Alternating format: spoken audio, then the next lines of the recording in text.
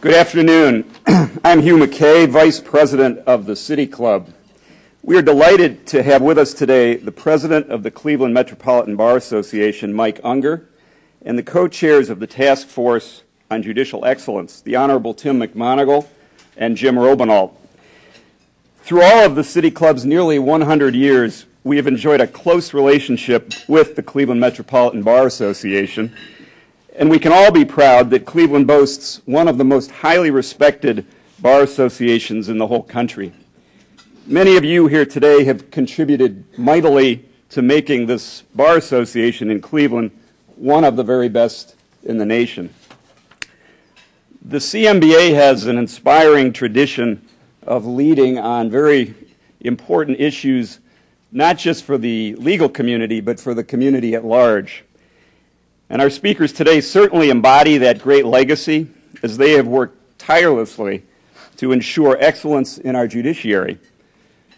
Mike Unger will be introducing them, but I have to note that Judge Tim McMonigle and Jim Robenalt's years of hard work in this area are really amazing. I've watched it fairly close up for many years, and they have really paid their dues on this issue and worked incredibly hard for many years. So what you're hearing about today is no flash in the pan or new development, but rather a great progression and an organic process, which is really a wonderful thing. Now, Mike Unger is our CMBA president, and he really is a force of nature. And again, I've observed this firsthand. In his day job, Mike is an accomplished business litigator, and he's chair of the litigation department at Ulmer Byrne, where he has received professional accolades too numerous to mention. He may mention them, but I'm not going to mention them. But his real day job, or his day and night job, he would probably tell you, is now as president of the CMBA, and he really has grabbed the reins from the get-go this summer. And he's ridden it very hard right out of the gate. He has already done a number of wonderful things for the Bar Association and for the community, even unrelated to this task force that you're going to be hearing about today.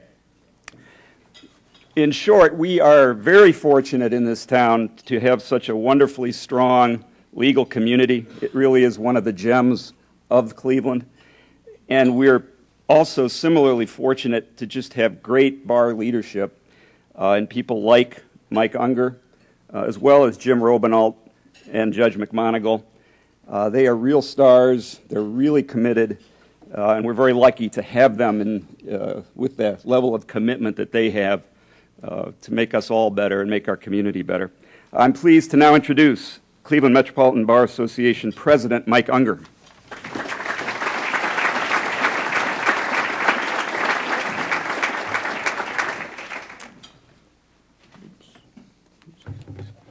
Thanks, Hugh. That's high praise coming from one of my mentors and someone who himself was an outstanding president of the Cleveland Bar Association, as many of you know, leaving behind a legacy of high-impact programs, as Hugh did, including the award-winning 3Rs program that places attorneys in the Cleveland Public Schools, now entering its 5th year. It's a real honor and a privilege to stand before you today at the citadel of free speech, to discuss the Cleveland Metropolitan Bar Association's commitment to our legal community and to judicial excellence. I stand before you as the president of a bar association that's 5,800 strong and fully committed to our vision of advancing the interests of Cleveland's world-class legal community and leading the way in community service. Let me start by acknowledging a fact that I'm sure is obvious to many of you. It certainly is an interesting time to be a bar association president in this town. There have been few dull moments in this job, and particularly so these past couple of weeks. Now, before I begin talking about the work of our high-visibility, high-energy task force, I want to be clear about one thing, and hopefully all of you and those that are listening will find this to be reassuring, and I want to be clear about it. The vast majority of our judges, including many who are in the room today, are excellent.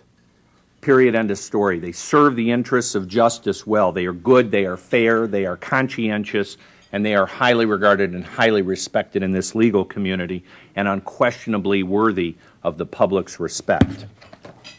And when I was sworn in as president of this great bar association on June 4th of this year, I announced the creation of this task force. Why did I do that, you might ask? Because this bar association can and it will tackle high importance issues to this community, and this is certainly one of them. My criteria for leadership and membership on the task force were clear. It had to include a diverse mix of highly respected members of our legal community, and it had to be bipartisan. I was fortunate enough to convince my friend Jim Robinault, an outstanding lawyer, as Hugh noted, and a partner at the Thompson Hine Law Firm, and a founder and moving force behind the JudgeForYourself.com initiative, to serve as co-chair, along with Judge Tim McMonigle, a highly respected veteran of both the Court of Common Pleas and the Court of Appeals. In populating this task force, our goal was to ensure that it was staffed with similar blue-chip professionals, and that's precisely what happened. The members of the task force, many of whom are in the audience today, include the following. Steve Dever, who served until recently as Chief Trial Attorney for the Cuyahoga County Prosecutor's Office with a 25-year distinguished career there. Now he's in private practice and also serves as Executive Director of the Great Lakes Energy Task Force. Karen Kaminsky, a former president of the Cleveland Metropolitan Bar Association and a president of the and a partner in the Giffen and Kaminsky firm. Irene Keyes Walker, who's here. Irene is a partner at Tucker Ellis and West. David Paris, a partner at Nuremberg, Paris, Heller and McCarthy. Jan Roller, who's a partner at Davis and Young, well known, obviously, to this forum.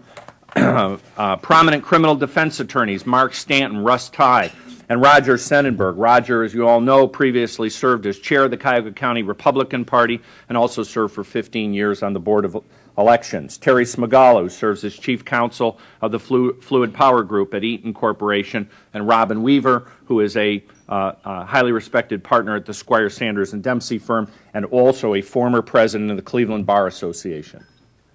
My charge to the Task Force on Judicial Excellence was this: conduct careful, thoughtful research and investigation, get input from the community stakeholders, meet and confer as a task force, and then answer the following questions.